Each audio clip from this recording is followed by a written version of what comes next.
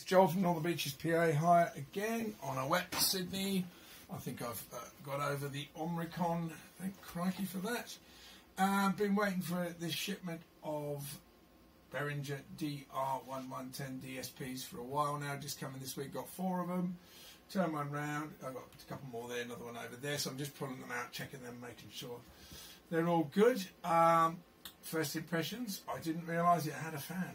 And I didn't realise the fan was going to be noisy. Just going online, having a look, that seems to be the number one, not complaint, maybe a complaint or maybe an issue.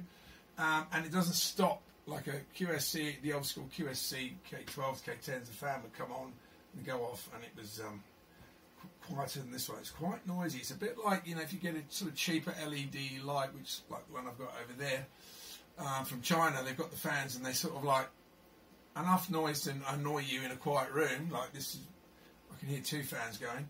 When you put the music on, obviously you can't hear it, but I didn't realise this wasn't going to have the heat sink like the 12s do. That was a surprise, and I just went, oh no, fans for me are a problem because they get filled with fur, and you know, and they need cleaning, and they will fail eventually because they are cheap, obviously, devices. So yeah, a bit surprised about that, but obviously, you know, these things are pretty cheap. Construction is the same, and the layout is the same. So on this one, the frequency response is 55 Hertz up to 19 kilohertz. On the 12, it was 50 up to 19, and the 15, I think, is 45. I'm not quite sure. Max SPL, 1 meter away, obviously, is 132 dB, so it's pretty noisy. The thing I wanted to get the 10s for. The 12s are great, really enjoyed the 12s. Everyone's commenting on how good they sound as a DJ thing, you know, as a DJ tool, because they've got a DSP and, you know, they've got a lot of sound there. But they're quite bulky, and the handle, I find, when I'm carrying them for the top here in a bag, it's not straight, it's kind of curved, and you sort of like, it's quite awkward to carry. And I sort of went, well, this is, you know, there's a lot of speakers that have got better handles to carry, and I just sort of, a lot of younger, or, you know, a lot of smaller customers were sort of dragging these things around. I'm going, oh, here we go again, they're dragging the speaker already, so that's a problem, because the handle is curved rather than flat, and so you sort of have to get your hand, I don't know, it's weird. Since I've had the 12s, I've sort of gone, this handle doesn't fit like a QSC or you know, even a turbo sound or something. So that's been a bit of a weird one, carrying that. It's quite awkward to carry, and it bumps you. I don't know why. It sort of like brings it into your body when you're carrying it in a bag. I just go to the top of the bag, you know. I don't use the sort of handles of the bag like a tote bag. So I thought I'd get it some 10s, and the rep there, Dave Kelly, said that the 10s are coming in, and he goes, the 10s are really interesting. So I thought I'd get a couple. So I bought 4 because you know, because of lockdown, etc., you can't get stock of anything. I thought just buy 4, you know, and then we've got them rather than waiting for, you know, 1 or 2 to come in every 6 months. It'll take me a while to get these. The fan stays on, and the fan is going now. So that's gonna, you know, fans are fans. It's noisy. I mean, it's not something you want to have in your recording studio. You wouldn't want to use it as a monitor for your Kemper as such, like I do here, whereas I do with the K10s, etc., or even the DR112s, because the fan is you know, it's just another thing, another noise. Don't know if it's got interference, you know, with other devices or anything. Haven't tried that. Same layout on the back. You've got your Bluetooth. You've got your settings. Now, someone put me onto a very, very cool group of videos by a chap called Eric Chi on YouTube, and he goes through the best settings for the 15, the 12, and the 10. And so I've copied his. You probably can't see this. DJ mode, normal. Cut the top EQ by 3, 0 dB for in the middle, and -3 for the bass. Now I've got to turn the sub off as he suggested. So Eric Chi, check him out, because he gave me some info, and I think he's pretty good actually. I was like, oh yeah, it does sound better. So you know, when you get it straight out the box, it's set X, and I sort of go, God, this, you know, you've got to kind of tame it almost to get it right. When I first powered it up, it probably took 12 to 15 seconds to power up, which I was like, that's interesting. Not sure why, maybe it's something to do with the fan. The 12s power up probably 3 seconds, whereas this I was going, oh no, have I got a dead one? But luckily I haven't. Front grille, as we say, similar to before, there is some kind of insect on this one, which we'll have to remove. Please don't jump and kill yourself. There's a caterpillar on that one. Not sure if it's come from China or it's come out of the tree here, but an invasive species potentially. We're going to have a listen in a minute. A little bit of scratching on here up above me, which you can't see. I've got a dead JBL, well, not a dead JBL PRX, but a PRX that someone pushed the mic button on halfway through the gig, and you know, as you do when you play music, you hit the mic button and it's jammed in. So I'm going to try and get that out. So we're either going to have another dead JBL or I'll be able to fix it. That mic button business on the JBL PRX series was very scary. Here you've just got your input, you can wind it round, you know, so hopefully that's a slow increase, not a boom. So let's play a track on a 10. I want to put this alongside the QSC K10s.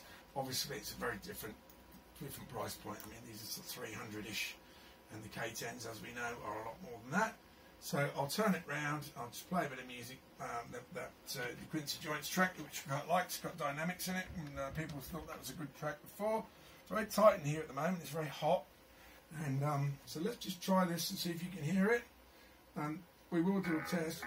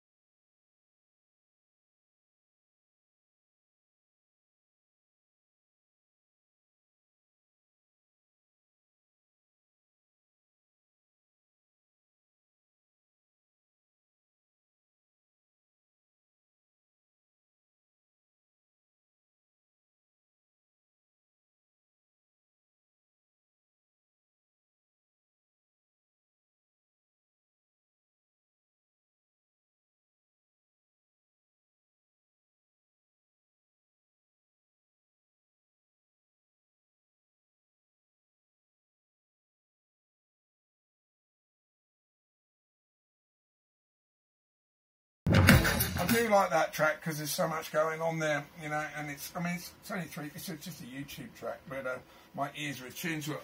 I found some high quality music earlier on, which is country and western, but it was produced well. I don't like it, so I didn't. But it sounds very good.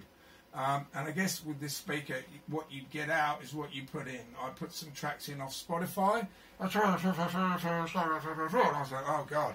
So, as you know, Spotify is generally the not great for that kind of thing. Let's stop that track. I had that 0 dB on the master and just wound it up to the middle on that for that track. And this is a 10-inch speaker. It smells, you know, the fan's obviously doing its job. It doesn't seem to be any other kind of heat sink. It's not hot though, it's just about here, it's warm. But the fan's obviously doing its job. Doesn't feel like a very super duper quality fan, but that's, again, I guess what you're going to get. The front grille's the same, very robust. It's got your hex bolts there. On-off lights you can turn on. Lots to like about these speakers. The price. I mean, as a hire company, I had a lady call me the other day. I'm a DJ and I want 4 QSC K12s for an outside party. And now it's raining here, it's humid here, and she's a DJ. You know, and I have trouble with all DJs. And I said, what are you doing? She goes, you know, it's this, and this. And I said, do you really want, you know, I said, why not take the turbo sounds, which, you know, if you blow them up, it doesn't matter with the humidity and the rain or whatever, you know, and sending out 4 QSC K12s to an outdoor humid event that potentially rains with a DJ, you know, if you're a bit sort of pedantic like me, it's like, oh, really? You know, and, you know, most DJs, you know, irrespective of how good they are or what sex they are, they just plug it in, wind the nuts out of it, pull it out, leave it turned on, pull the cable out, you know. all of it. So I sort of now only use the QSCs for conferencing or an event that I'm doing because of the price point. You know, you don't want to send them out. Whereas these, you know, for the money they cost, I don't mind if one of them dies at an event, or you know, or it gets damaged. It's not the end of the world, you know. You know, 4 of these, you know, I can't quite remember, it's $1,500 or something like that. That's one QSC. So for a hire company, you know, yes, if I was just doing AV events I set up myself all the time like I do, often I'll take the QSC. If I'm just hiring to a DJ that's going to rag it to death and unplug it and leave it outside overnight, these things are going to be great. You know, if you pair this up with a nice little 12-inch sub, do all the settings in there, take your time with it. It's got Bluetooth, press the button. I haven't even bothered trying to use it yet, but and an aux in, so you've got a bit going on there. Aux out. But yeah, what I'm going to do next week is get QSC K10 right alongside it, put everything the same, and we'll have a listen. But yeah, I'm pretty impressed so far, and yeah, Joel at Northern Beaches PA hire post-COVID, over and out.